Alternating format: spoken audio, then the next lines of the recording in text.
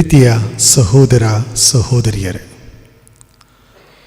France ದೇಶದ ರಾಜಧಾನಿ Paris ನಗರದ ಮಧ್ಯಭಾಗದಲ್ಲಿ ಒಂದು ಪ್ರಖ್ಯಾತ ರಸ್ತೆ ಇದೆ.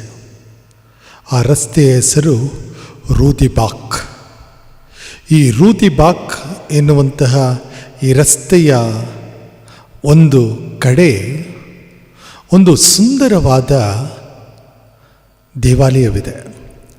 ಆ ದೇವಾಲಯಕ್ಕೆ ಸಹಸ್ರ ಸಂಖ್ಯೆಯಲ್ಲಿ ಜನರು ಶನಿವಾರದಂದು ಆಗಮಿಸಿ ಪ್ರಾರ್ಥನೆಯನ್ನು ಮಾಡ್ತಾರೆ. ಆ ರೀತಿ ನೋಡಿದರೆ ಪ್ರತಿದಿನವೂ ಕೂಡ ಆ ಒಂದು ಸ್ಥಳ ಜನರಿಂದ ಕಿಕ್ಕಿರಿದು ತುಂಬಿರುತ್ತದೆ. ಆ ಸ್ಥಳವನ್ನು ಭೇಟಿ ಮಾಡುವಂಥ ಅವಕಾಶ ನನಗೂ ಕೂಡ ದೊರೆತಿತ್ತು. ಅಲ್ಲಿ ಹೋಗಿ ನೋಡಿದಾಗ ಎಲ್ಲರ ಕಣ್ಣು ಮುಂದೆ ಕಾಣಿಸುವಂತಹ ಒಂದು ಮುಖ್ಯವಾದ ಅಂಶ ಏನು ಅಂತ ಹೇಳಿದರೆ, ಅಲ್ಲಿ ಒಂದು ಪದಕವಿದೆ. ಆ ಪದಕ ದೇವಮಾತೆಯೇ ಒಬ್ಬ ಸಂತರಿಗೆ ನೀಡಿದಂತಹ ಪದಕ ಎಂದು ಹೇಳಲಾಗುತ್ತದೆ. ಅದನ್ನು ಅದ್ಭುತ ಪದಕ ಅಥವಾ ಮಿರಕಲ್ಸ್ ಮೆಡಲ್ ಎಂದು ಕರೆಯುತ್ತಾರೆ.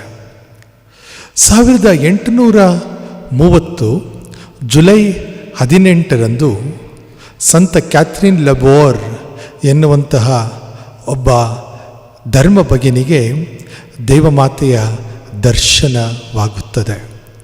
ಅದು ಯಾವಾಗ? ಅವರ ಪ್ರೀತಿಯ ಸಂತರಾಗಿದ್ದಂತಹ ಸಂತ ವಿನ್ಸೆಂಟ್ ದಿ ಪಾಲ್ ಇವರ ಹಬ್ಬದ ಹಿಂದಿನ ದಿನ. ಈ ದರ್ಶನ ನಡೆಯುವಂತಹ ಸಮಯದಲ್ಲಿ 1830ರಲ್ಲಿ ಮತ್ತೊಂದು ದರ್ಶನ 27 ನವೆಂಬರ್ 1830ರಂದು ನಡೆಯುತ್ತದೆ. ಹೀಗೆ ಸಂತ ವಿನ್ಸೆಂಟ್ ದಿ ಪಾಲ್ ಮತ್ತು ಸಂತ ಕ್ಯಾಥ್ರಿನ್ ಲಬೋರ್ ಇವರಿಗೂ ಒಂದು ವಿಶೇಷವಾದ ಸಂಬಂಧ, ಒಂದು ಆಧ್ಯಾತ್ಮಿಕ ಸಂಬಂಧವಿದೆ. ಈ ಒಂದು ಸ್ಥಳದಲ್ಲಿ ಜನ ಬಂದು ಆ ಒಂದು ಪದಕವನ್ನು ತೆಗೆದುಕೊಂಡು ಹೋಗ್ತಾರೆ. ಅದನ್ನು ನಮ್ಮ ಕುತ್ತಿಗೆಯಲ್ಲಿ ಇಟ್ಟುಕೊಳ್ತಾರೆ. ಕೆಲವರು ತಮ್ಮ ಜೇಬಿನಲ್ಲಿ ಇರಿಸಿಕೊಂಡು ಪ್ರಾರ್ಥನೆಯನ್ನು ಮಾಡ್ತಾರೆ. ನಮಗೆಲ್ಲರಿಗೂ ಗೊತ್ತಿದೆ ಉಸೇನ್ ಬೋಲ್ಟ್ ಎನ್ನುವಂತಹ ಪ್ರಖ್ಯಾತ ಅಥ್ಲೀಟ್ನ ಬಗ್ಗೆ.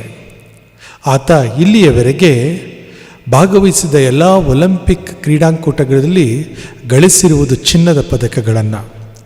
ಆತ ಚಿನ್ನದ ಪದಕವನ್ನು ಪಡೆದುಕೊಳ್ಳುವುದಕ್ಕಿಂತ ಮುಂಚೆ ಓಟವನ್ನು ಆರಂಭಿಸುವಾಗ 100 ಮೀಟರ್ ಓಟವಿರಲಿ, 200 ಮೀಟರ್ ಓಟವಿರಲಿ, 400 ಮೀಟರ್ನ ರಿಲೇ ಇರಲಿ, ಎಲ್ಲದರಲ್ಲೂ ಬಹಳ ಹಿಂದೆ ಇರುವಂತಹ ವ್ಯಕ್ತಿ. ಆದರೆ ಉಸೇನ್ ಬೋಲ್ಟ್ ಈತನು ಕೊನೆಗೆ ಆ ಒಂದು ಸ್ಥಳವನ್ನು ತಲುಪುವ ರೀತಿ ಜಿಂಕೆಯ ರೀತಿಯಲ್ಲಿ ಜಿಗಿದು ಓಡಿ ಪ್ರಥಮ ಸ್ಥಾನವನ್ನು ಪಡೆದುಕೊಂಡಿದ್ದಾನೆ. ವಿಶ್ವ ದಾಖಲೆಯನ್ನು ನಿರ್ಮಿಸಿದ್ದಾನೆ. ಆತ ತನ್ನ ಪದಕಗಳನ್ನೆಲ್ಲ ಅದರ ಬಗ್ಗೆ ಕೇಳಿದಾಗ, ಇಷ್ಟೊಂದು ಚಿನ್ನದ ಪದಕವನ್ನು ಗಳಿಸಿದ ವಿಶ್ವದ ಏಕೈಕ ಅಥ್ಲೀಟ್ ನೀನಾಗಿದೆಯಲ್ಲ, ಓಟಗಾರ ನೀನಾಗಿದೆಯಲ್ಲ, ಈ ಒಂದು ಸಂದರ್ಭದಲ್ಲಿ ನೀನು ಹೆಮ್ಮೆ ಪಡುವಂಥ ವಿಚಾರ ಏನಾದರೂ ಇದೆಯಾ ಅಂತ ಹೇಳಿದಾಗ, ಆತ ಪ್ರತಿ ಓಟವಾದ ನಂತರ ತನ್ನ ಕುತ್ತಿಗೆಯಲ್ಲಿ ಇರುವಂತಹ ಒಂದು ಪದಕವನ್ನು ತೆಗೆದು ಆ ಪದಕಕ್ಕೆ ಮುತ್ತನ್ನು ಇಟ್ಟು ಹೇಳ್ತಾನೆ, ನೋಡಿ, ನಾನು ಇಷ್ಟೊಂದು ಚಿನ್ನದ ಪದಕವನ್ನು ಪಡೆದಿರಬಹುದು, ಆದರೆ ನನ್ನ ತಾಯಿ ಈ ಅದ್ಭುತ ಪದಕವನ್ನು, ದ ಮಿರಕಲ್ಸ್ ಮೆಡಲನ್ನು ನನ್ನ ಕುತ್ತಿಗೆಯಲ್ಲಿ ಚಿಕ್ಕ ವಯಸ್ಸಿನಲ್ಲಿ ಹಾಕಿದರು. ಈ ಪದಕ ಎಲ್ಲ ಚಿನ್ನದ ಪದಕಗಳಿಗಿಂತ ನನಗೆ ಶ್ರೇಷ್ಠವಾದುದು ಎನ್ನುವಂಥ ಮಾತನ್ನು ಅನೇಕರು ಈ ಮಾತುಗಳನ್ನು ಹೇಳ್ತಾರೆ. ನಮಗೆ ಗೊತ್ತಿರುವ ಹಾಗೆ ಕಥೋಲಿಕ ಧರ್ಮಸಭೆಯಲ್ಲಿ ನಾವು ಸಾಮಾನ್ಯವಾಗಿ ಹಲವಾರು ಧಾರ್ಮಿಕ ವಸ್ತುಗಳನ್ನು ಉಪಯೋಗಿಸುತ್ತೇವೆ. ಅದರಲ್ಲೂ ನಮ್ಮ ಕುತ್ತಿಗೆಯಲ್ಲಿ ದೇವಮಾತೆಯ, ಪ್ರಭು ಯೇಸು ಕ್ರಿಸ್ತರ, ನಮ್ಮ ಪ್ರೇರಕ ಸಂತರ ಒಂದು ಮೆಡಲನ್ನು, ಒಂದು ಪದಕವನ್ನು ಹಾಕುವಂಥ ವಾಡಿಕೆ ಇದೆ.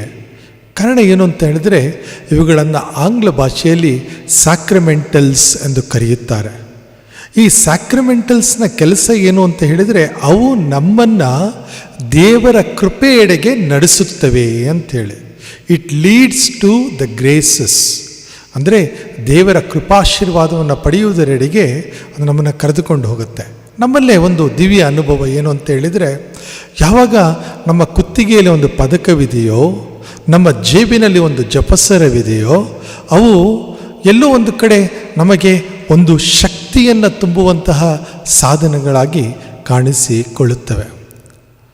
ದೇವಮಾತೆ ಮರಿಯಮ್ಮನವರು ಸಂತ ಕ್ಯಾಥರೀನ್ ಅಮ್ಮನವರಿಗೆ ಕಾಣಿಸಿಕೊಂಡು 1830ರಲ್ಲಿ, ಈಗಾಗಲೇ ಹೇಳಿದೆ 18ನೇ ಜುಲೈಲಂದು ಕಾಣಿಸಿಕೊಂಡು ಆಕೆಯ ಬಳಿಯಲ್ಲಿ ಹೇಳ್ತಾಳೆ, ನೋಡಿ, ಈ ಫ್ರಾನ್ಸ್ ದೇಶಕ್ಕೂ ಹಾಗೂ ವಿಶ್ವಕ್ಕೂ ಅನೇಕ ಅವನತಿಗಳು ಬರುವಂತಹ ಸಾಧ್ಯತೆ ಇದೆ.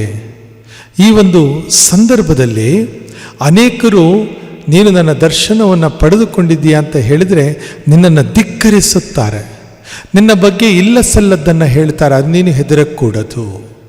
ಈ ಒಂದು ಅದ್ಭುತವಾದಂತಹ ಪದಕವನ್ನು ನಾನು ನಿಮಗೆ ಕೊಡ್ತಾ ಇದ್ದೇನೆ ಅಂಥೇಳಿ. ಆ ಪದಕದಲ್ಲಿ ಏನಿದೆ ಅಂತ ಹೇಳಿದರೆ, ಒಂದು ಕಡೆ ಮಾತೆ ಮರಿಯಮ್ಮನವರು ತಮ್ಮ ಎರಡೂ ಕರಗಳನ್ನು ಚಾಚಿ ತನ್ನ ಮಕ್ಕಳನ್ನು ತನ್ನೆಡೆಗೆ ಕರೆಯುತ್ತಿರುವಂತಹ ದೃಶ್ಯವನ್ನು ನಾವು ನೋಡ್ತೇವೆ. ಮತ್ತೊಂದು ಕಡೆ ಎಂ ಎನ್ನುವಂತಹ ದೊಡ್ಡ ಗಾತ್ರ, ಆ ಎಮ್ಮಿನ ಮೇಲೆ ಒಂದು ಶಿಲುಬೆ ಇದೆ, ಹಾಗೂ ಸುತ್ತಲೂ 12 ನಕ್ಷತ್ರಗಳಿದ್ದಾವೆ. ಈ 12 ನಕ್ಷತ್ರಗಳು 12 ಅಪೊಸ್ತಲರನ್ನು ಸೂಚಿಸುತ್ತದೆ. ಎಂ ಎನ್ನುವಂತಹ ಅಕ್ಷರ ಮಾತೆ ಮರಿಯಮ್ಮನವರ ಹೆಸರನ್ನು ಸೂಚಿಸುತ್ತದೆ, ಹಾಗೂ ಶಿಲುಬೆ ಇದೆ. ಅದರ ಕೆಳಗಡೆ ಇನ್ನೆರಡು ವಿಚಾರಗಳಿದ್ದಾವೆ, 2 ಹೃದಯಗಳಿದ್ದಾವೆ. ಒಂದು ಹೃದಯ ಪ್ರಭು ಯೇಸುಕ್ರಿಸ್ತರ ಪವಿತ್ರ ಹೃದಯವಾಗಿದ್ದರೆ, ಮತ್ತೊಂದು ಹೃದಯಕ್ಕೆ ಒಂದು ಅಲುಗನ್ನು ಹಾಕಲಾಗಿದೆ ಅಂತ ಹೇಳಿದರೆ ಇಟ್ ಈಸ್ ಪಿಯರ್ಸ್ಡ್. ಆ ಒಂದು ಅಲಗಿರುವಂತಹ ಹೃದಯ ದೇವಮಾತೆ ಮರಿಯಮ್ಮನವರದು. ಅಂದರೆ ಪ್ರಭು ಯೇಸುಕ್ರಿಸ್ತರ ಪವಿತ್ರ ಹೃದಯ ಹಾಗೂ ಮೇರಿ ಮಾತೆಯ ಪರಿಶುದ್ಧ ನಿಷ್ಕಳಂಕ ಹೃದಯ, ಅವು ಎರಡೂ ಕೂಡ ಒಂದನ್ನೊಂದು ಒಟ್ಟಿಗಿದ್ದು ನಮ್ಮನ್ನು ಕಾಪಾಡುತ್ತಾ ಇದ್ದಾವೆ ಅಂಥೇಳಿ. ದೇವಮಾತೆ ಮರಿಯಮ್ಮನವರು ಸಂತ ಕ್ಯಾಥರಿನ್ ಅವರಿಗೆ ಕಾಣಿಸಿಕೊಂಡಾಗ ನೀಡಿದಂತಹ ಸಂದೇಶ, ನಾನು ನಿಷ್ಕಳಂಕಳಾಗಿದ್ದೇನೆ. ಆ ಒಂದು ಅಂಶವನ್ನು ನೀವು ಕೂಡ ನಿಮ್ಮ ಜೀವನದಲ್ಲಿ ರೂಢಿಸಿಕೊಳ್ಳಬೇಕು ಅಂಥೇಳಿ. ಹೌದು ಪ್ರೀತಿಯ ಸಹೋದರ ಸಹೋದರಿಯರೇ, ಚಿಕ್ಕ ವಯಸ್ಸಿನಲ್ಲಿ ನಮ್ಮ ಕೊರಳಿಗೆ ನಮ್ಮ ತಂದೆ ತಾಯಿಂದಿರು, ನಮ್ಮ ಅಜ್ಜ ಅಜ್ಜಿ ಒಂದು ಚಿಕ್ಕ ಪದಕವನ್ನು ಹಾಕ್ತಾಯಿದ್ರು. ಅದರಲ್ಲಿ ಈ ಅದ್ಭುತ ಪದಕ ಖಂಡಿತವಾಗಲೂ ನಾವು ನೋಡಿದ್ದೇವೆ, ಅದನ್ನು ಧರಿಸಿದ್ದೇವೆ. ಈ ರೀತಿಯಲ್ಲಿ ಆ ತಾಯಿ ಮರಿಯಮ್ಮನವರು ಆ ಪದಕದ ಮೂಲಕ ಒಂದು ಸಂದೇಶವನ್ನು ಒಬ್ಬ ಸಂತರಿಗೆ ಕೊಟ್ಟರು. ಅದರ ಮೂಲಕ ನಮಗೆಲ್ಲರಿಗೂ ದಯಪಾಲಿಸಿದರು. ಪ್ಯಾರಿಸ್ ನಗರದ ರೂದಿಬಾಕ್ ಎನ್ನುವಂತಹ ಸ್ಥಳದಲ್ಲಿ ಇರುವ ಈ ಒಂದು ಅದ್ಭುತ ಸ್ವರೂಪ ಹಾಗೂ ಅದ್ಭುತ ವಸ್ತುಗಳನ್ನು ಒಳಗೊಂಡಿರುವಂತಹ ಪವಿತ್ರ ಸ್ಥಳದಲ್ಲಿ ಈ ಒಂದು ಮೆಡಲ್ ಏನಿದೆ, ಅದನ್ನು ಪದಕ ಏನಿದೆ, ಆ ಅದ್ಭುತ ಪದಕವನ್ನು ನಮ್ಮದಾಗಿಸಿಕೊಳ್ಳಲು ಪ್ರಯತ್ನಿಸೋಣ. ಹೀಗೆ ದೇವಮಾತೆ ಮರಿಯಮ್ಮನವರು ಅಂದು ಆ ಸಂತರಿಗೆ ನೀಡಿದಂಥ ಸಂದೇಶ ನಮ್ಮ ಹೃದಯದಲ್ಲಿ ನೆಲೆಗೊಳ್ಳುವಂತೆ ಆಗಲಿ. ಅದ್ಭುತ ಪದಕಗಳ ಮಾತೆಯೇ ನಮಗಾಗಿ ಪ್ರಾರ್ಥಿಸಿರಿ.